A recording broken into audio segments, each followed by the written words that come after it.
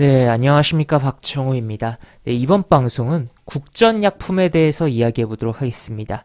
영상 하단에 좋아요 한 번씩 눌러주시고 이야기 시작해 보도록 하겠습니다. 네, 국전약품. 네, 국전약품 현재 지난번에 상승이 이렇게 나온 이후에 7월달에 고점, 그 다음에 내려가고 60일 이동평균선 이탈하지 않고선 한번 요 구간에 건드려주고 그 다음에 다시 한번 재차 60일 이동평균선 이탈하지 않고선 계속적인 흐름이 왔다 갔다 하면서 움직임이 나오고 있는 가운데서 요 구간에 대한 부분, 요 중첩되는 요 구간에 대한 부분은 오늘 종가로 살짝 뚫어놓고 끝났습니다.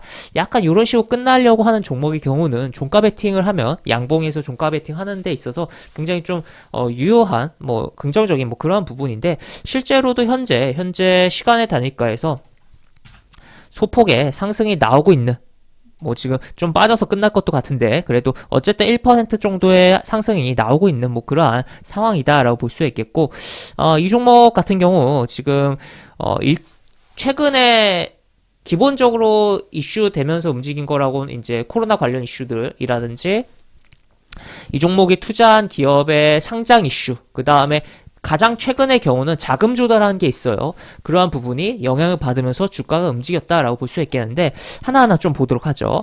우선은 이제 샤페론이라는 종목이 10월 달에 상장을 합니다. 여러 아토피, 코로나19 치료제 파이프라인을 보유한 기업이다라고 내용이 나와 있고, 지금 이 코로나도 코로나인데 사실 코로나 같은 경우는 마스크 해제도 하고 하다 보니까 사실 좀 재료의 영양가가 그렇게 높은 건 아니에요. 기존의 국전약품 주가 영향도 많이 이미 줬고 때문에, 하지만 이 아토피라는 부분은 조금 생각을 해볼 필요성이 있지 않을까 싶습니다. 좀 오히려 이 아토피에 초점을 맞춰볼 필요도 있지 않나 싶기도 한데, 이 아토피 환자가 상당히 많이 증가하고 있는 상황이에요. 점점 이 피부에 대한 부분, 워낙 어떻게 보면 의무적으로 재사용 차원에서 이제 시멘트 만들 때 뭔가 재활용을 첨가해야 되는 그러한 부분도 있고, 또 하여튼 새집 같은 경우는 여러 새집 증후군성 그러한 부분도 있죠. 그리고 이 아토피가 어린이뿐만 아니라 성인한테도 굉장히 좀 안 좋게 진행이 되고, 심지어 이 아토피가 정말 심각한 경우 면역 조절제라는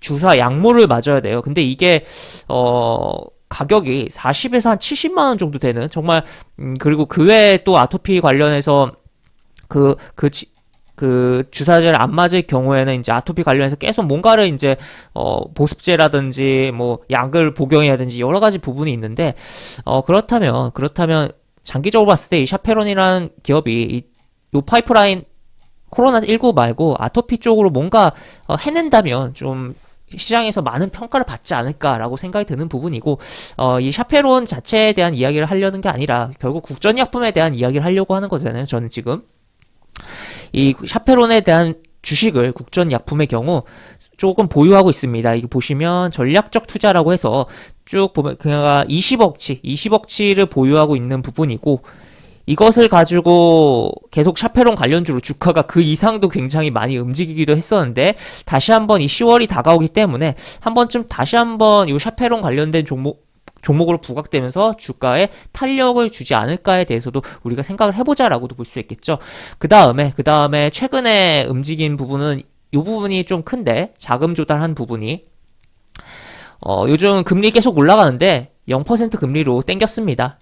뭘로? CB로. 결국 나중에야 이 주식으로 전환돼서 상장될 우려가 있기 때문에 부담이 되는 부분이긴 하지만, 어쨌든 저금리가 아니라 무금리죠. 0%니까 자금을 조달했다라고 볼 수 있겠고, 자금 조달의 이제 목적 같은 경우 제약바이오 연구소 확장, 생산 공장 건설, 전자 소재 이런 부분들 해서 이 기존의 그냥 비즈니스 약품 기업이니까 이런 제약바이오 관련된 쪽에 돈을 쓰고, 또 추가로 사업의 비즈니스 확장하기 위한 이러한 소재 쪽에 대한 부분에 있어서도 뭔가 액션을 하겠다라는 게 나와 있다라는 거죠. 그래서 이 기업이 기본적으로 제약바이오로서의 주가 움직임뿐만 아니라 추후에 이러한 부분이 기대감을 불러일으키면서, 물론 이제 자금 조달한 거고 투자를 하는 부분이긴 하지만 기대감을 불러일으키면서 주가가 움직여주지 않을까에 대해서도 생각해볼 좀 시계열이 길지만 그런 부분이 있다라고 볼 수 있겠고, 어쨌든 단기적으로 이 10월에